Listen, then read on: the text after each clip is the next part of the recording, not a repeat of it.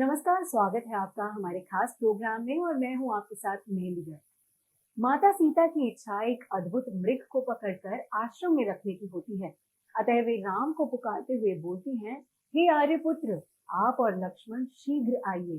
देखिए कितना सुंदर और अद्भुत स्वर्ण मृग यहाँ विचरण कर रहा है। लक्ष्मण को बीच में ही रोकते हुए सीता राम से बोलती हैं, हे नाथ, ये मृग अत्यंत सुंदर है। इसने मेरे मन को मोह लिया है। आप अवश्य ही इसे पकड़ कर ले आइए। जब हम वनवास समाप्त करके अयोध्या लौटेंगे तो ये हमारे प्रसाद की शोभा बढ़ाएगा। यदि ये जीवित न पकड़ा जा सके तो इसे मार कर मृगछाला ही ले आइए। मैं उस पर आपके साथ बैठना चाहती हूँ। सीता के आग्रह को देखकर राम लक्ष्मण से बोले, हे लक्ष्मण, निसंदेह इस मृग का रूप अत्यंत मनोहर एवं आकर्षक है। यदि ये पकड़ा नहीं भी गया तो मारा तो अवश्य ही जाएगा। इसमें भी संदेह नहीं है कि ये मृगछाला मनोहारी होगी। सीता का आग्रह पूर्ण करने के लिए इसे अवश्य ही पकड़ना चाहिए। तुम्हारी शंका के अनुसार यदि ये राक्षसी माया है तो भी इस राक्षस को मारना उचित ही होगा। तुम सीता की रक्षा करो, मैं इसे जीवित पकड़ने या मारने के लिए जाता हूँ। इतना कहकर प्रभु श्री राम अपने शस्त्रास्त्र धारण कर मायावी मृग के पीछे चल पड़ते हैं। राम को अपनी ओर आता देख मृग भी उछलता कूदता गहन वन के भीतर चला जाता है। वो विविध वृक्षों झाड़ियों के बीच कभी छिपता और कभी प्रकट होता, कभी धीमी तो कभी द्रुत गति से भागने लगता है। उसका पीछा करते करते रामचंद्र आश्रम से बहुत दूर निकल पड़ते हैं। अंततः मृग के दृष्टिगत होते ही क्रुद्ध होकर राम ने एक तीक्ष्ण बाण छोड़ा जो मारीच के हृदय तक पहुंच गया। बाण लगते ही मारीच अपने असली वश में आ गया, धाराशाही हो गया और राम के स्वर में हे सीते हे लक्ष्मण चित्कार करते हुए मर गया। उस राक्षस के मृत शरीर को तथा उसका अपने स्वर में चीत्कार करना देखकर राम को लक्ष्मण का कथन स्मरण हुआ। वास्तव में ये मारीच की माया ही निकली। उन्हें चिंता होने लगी कि मेरे स्वर में किए गए चित्कार को सुनकर सीता की क्या दशा होगी। उन्हें किसी अनिष्ट की आशंका होने लगी और वे द्रुत गति से आश्रम की ओर लौट पड़ी। इधर जब सीता ने अपने पति के स्वर में हे सीते हे लक्ष्मण सुना तो उन्होंने व्याकुल होकर लक्ष्मण से कहा, हे लक्ष्मण, प्रतीत होता है कि तुम्हारे भैया अवश्य ही किसी संकट में पड़ गए हैं। तुम शीघ्र जाकर उनकी सहायता करो। उनके दुख भरे शब्द सुनकर मेरा हृदय चिंता से बहुत घबरा रहा है। आशंका से आतुर सीता के वचन सुनकर लक्ष्मण बोले, हे आर्य, इस प्रकार मैं आपको अकेला छोड़कर नहीं जा सकता। भैया ने आपकी रक्षा का भार मुझे सौंपा है। आप धैर्य धारण करें, भैया अभी आते ही होंगे। दुखी होकर सीता बोलती है, हे लक्ष्मण, ऐसा प्रतीत होता है कि तुम भाई के रूप में उनके शत्रु हो, इसलिए उनके ऐसे आर्त स्वर सुनकर भी उनकी सहायता के लिए नहीं जाना चाहते। जब उनको ही कुछ हो गया तो मेरी रक्षा से क्या लाभ। इस प्रकार कहते हुए उनके नेत्रों से अश्रुधारा बहने लगी। सीता की ये दशा देखकर लक्ष्मण हाथ जोड़कर बोले, देवी, आप व्यर्थ दुखी ना हो। संसार में ऐसा कोई भी देवता, दानव, मनुष्य, गंधर्व नहीं है जो भैया के पराक्रम का सामना कर सके। मायावी राक्षस नाना प्रकार के रूप धारण करते हैं और विविध प्रकार की बोलियां बोलते हैं। अतः आपको चिंता करने की आवश्यकता नहीं है। आप तनिक प्रतीक्षा करें, वे आते ही होंगे। लक्ष्मण के तर्क युक्त वचनों ने सीता के क्रोध को और बढ़ा दिया। वे बोली, लक्ष्मण, मैं तुम्हारे मनोभावों को भली भांति समझ रही हूँ। तुम राम के ना रहने पर मुझे पा लेने की लालसा लेकर ही वन में चले आए हो। मैं तुम्हारी दुष्ट इच्छा को कभी पूरा नहीं होने दूंगी। राम के वियोग में मैं अपने प्राण त्याग दूंगी। सीता के ये वचन सुनकर लक्ष्मण का हृदय विदीर्ण हो उठता है। वे बोलते हैं, देवी, मैं आपकी बातों का कोई उत्तर नहीं दे सकता।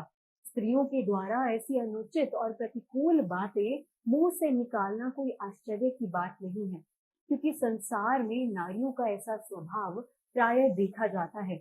आज आपकी बुद्धि भ्रष्ट हो गई है, जो अपने अग्रज की आज्ञा पालन करने वाले अनुज पर ऐसा दुष्टतापूर्ण लांछन आप लगा रही हैं।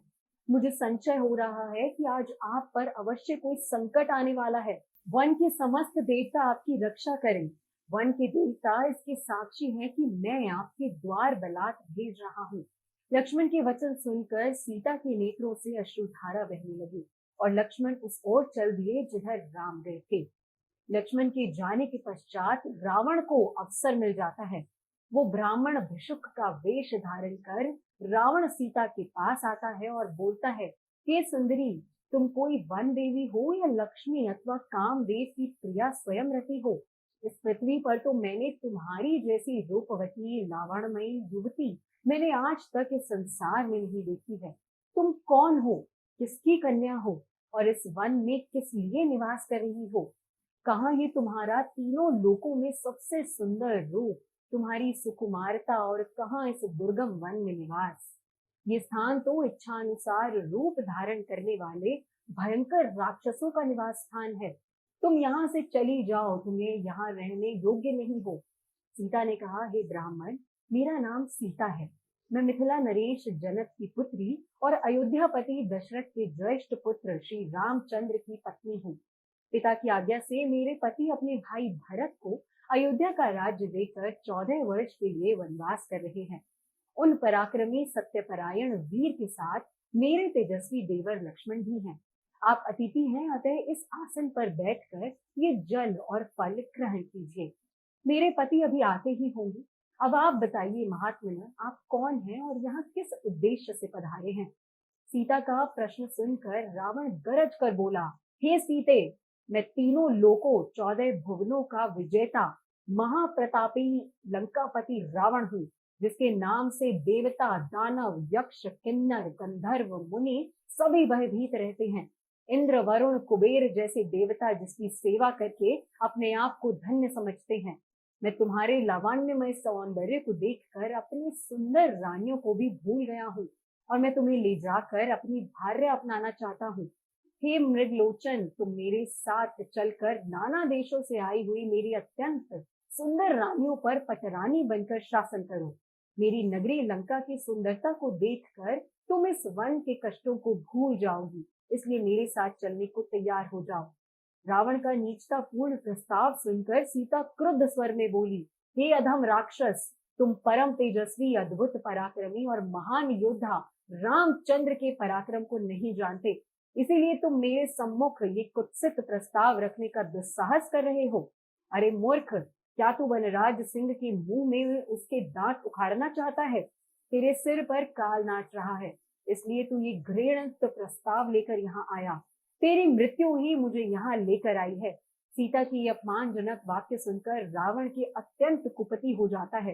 आंखें लाल करते हुए उसने कहा, सीते, तू मेरे बल और प्रताप को नहीं जानती।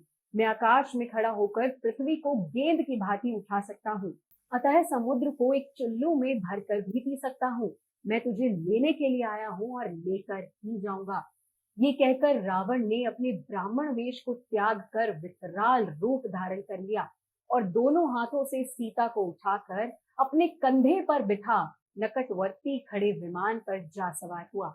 इस प्रकार अप्रत्याशित रूप से पकड़े जाने पर सीता ने हाँ राम कहते हुए स्वयं को रावण के हाथों से छुड़ाने का प्रयास किया, परंतु बलवान रावण के सामने उनकी एक ना चली। उसने उन्हें बांधकर विमान में एक और डाल दिया और तीव्र गति से लंका की ओर चल पड़ा। सीता निरंतर विलाप किए जा रही थी, हाँ राम, पापी रावण मुझे लिए जा रहा है। हे लक्ष्मण, तुम कहाँ हो? तुम्हारी बलवान भुजाएं इस समय इस दुष्ट से मेरी रक्षा क्यों नहीं करती? हाय, आज की कई की मनोकामना पूरी हुई। इस प्रकार विलाप करती हुई सीता ने मार्ग में खड़े जटायु को देखा। जटायु को देखते ही सीता चिल्लाई, हे आर्य जटायु, देखो लंका का ये दुष्ट राजा रावण मेरा अपहरण करके लिए जा रहा है। इस नराधम से आप मेरी रक्षा करने में आप असमर्थ हैं, क्योंकि ये बलवान है और अनेक युद्धों में विजय पाने के कारण इसका दुस्साहस बढ़ा हुआ है। आप रावण द्वारा मेरे हर लिए जाने का ये वृतांत मेरे पति से तो अवश्य ही कह देना। तो ये किस्सा था जब माता सीता को एक साधु का भेष बनाकर रावण उठा कर ले जाता है। इससे अगले एपिसोड में हम आपको बताएंगे कि जब सीता को वनवास में से रावण उठा के ले जाता है, उसके बाद श्री राम और लक्ष्मण किस तरीके से लंका तक पहुंचते हैं और आगे किस तरीके से ये पूरा जो युद्ध है राम और रावण के बीच में, जिसमें बुराई पर अच्छाई की जीत हुई थी, कैसे होता है।